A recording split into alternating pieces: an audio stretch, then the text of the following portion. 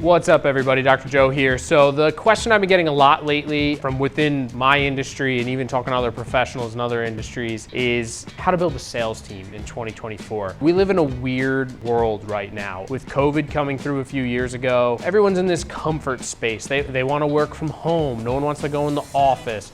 No one wants to put in a lot of hard work. And we all know that a commissions-only sales job, or even a small salary with commission sales job, that really isn't going to be the most beneficial for that person or for the company. Obviously, a question right now is like, how do we get people that were able to work from home motivated to get back in the workforce and get out there and do things, and in my industry specifically, get out on the doors. I spend 20 hours, 25 hours a week in between appointments, just literally knocking on doors, searching for leads. So the biggest few things you have to do to build a sales team is anything you're ever doing, treat it like you're prospecting for a new customer. But you're not, you're prospecting for someone to work for you. You need lead acquisition. So you need to figure out how to get to those people and get in front of those people so that you can show them why working with you and for your company is better than what they're doing right now, whether it's a competing company or a completely different industry. Once you can get them in the door and talk to them and explain to them the job, now it's your turn to kind of vet them. You know, they vetted you, they got in there. Now your job to make sure that person's gonna make a fit on the team, because it makes you look bad as a leader or a sales professional if you're promising things and bringing all these people in and they all drop off. Yeah, we wanna get people in the door and work with us, but if you can't keep them or they're just not a good fit and you're bringing on everybody, you're wasting resources. Resources that can be spent on people that are already on your team are going to find better people for your team. First things first, lead acquisition. Same way you would get anybody, you just gotta change your demographics and what you're actually looking for. Then you gotta get them in the door. Once you get them in the door, you need to talk to them, but you need to be real with them. You need to set the proper expectations for them for whatever job they've been doing now. If it's the same industry, it's usually pretty easy. You're just gonna show them why what they're doing is great, but what you have to offer and what the company you're working for has to offer can be or is a better position for them for either their immediate time being or in the future. If they're in a completely different industry, you have to show them why maybe that 9 to 5 low salary hourly job is not as lucrative for them or beneficial for them in the future if they come out and do a commission only sales job. So you need to show that, you need to set the expectations and be honest with them.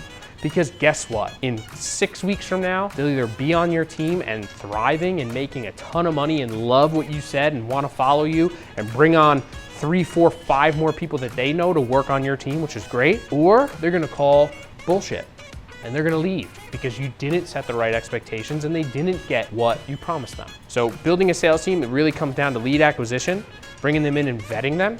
Then you need to retain them. Retaining them is by setting expectations the right way and following through on those expectations. And then you just do it over and over and over again. And once you figure out how to do that, eventually the team you've built will start finding more people for you and it kind of snowballs. Now, when it comes to my industry, which is solar right now, specifically, how would I do that in a door-to-door? Same exact way. I have to find the areas to where these people are.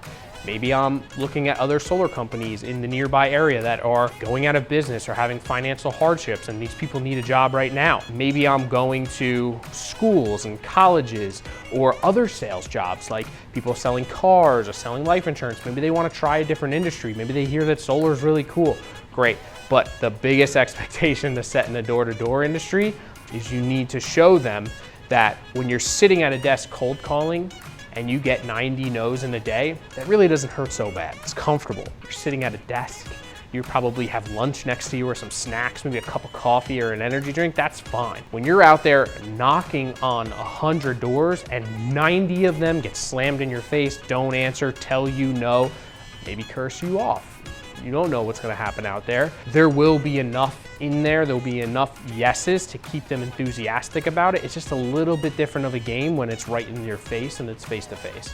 So same exact thing when you're building a solar team, just set the expectations the right way. And I would say more specifically in door-to-door is in the beginning and throughout their time working with you, but in the beginning it is crucial to be with them when they're gonna fail and when they're gonna feel like it's extremely difficult to keep going because you can share with them your story. You can pick them up when they fall down.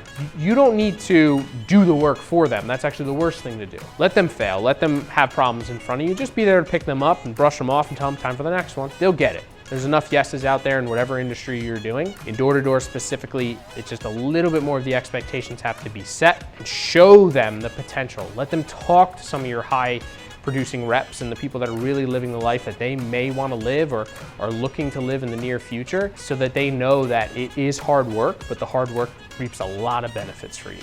Any other questions specifically about your industry or your sales team, happy to help out, whether it's how you pay your lead acquisition, where you're looking for them specifically, how do you interview them, what questions are you looking for, how do you vet them out, what groups are probably best fit for different areas. Hey, reach out, I would love to help you out on that. And if you are looking for a sales job, whether you're in sales already, you're in solar sales specifically, things aren't going so well in your industry, you want to come on over as lead acquisition or a closer, reach out. My company I work for is Sunrun. We are the largest residential solar company in the United States.